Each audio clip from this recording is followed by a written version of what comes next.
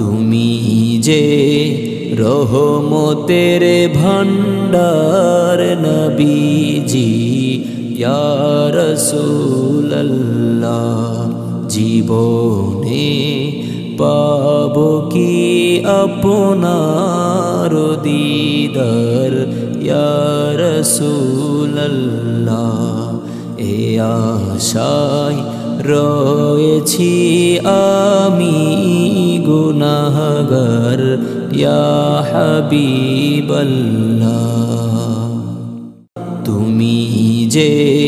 রহমতের ভান্ডার নবীজি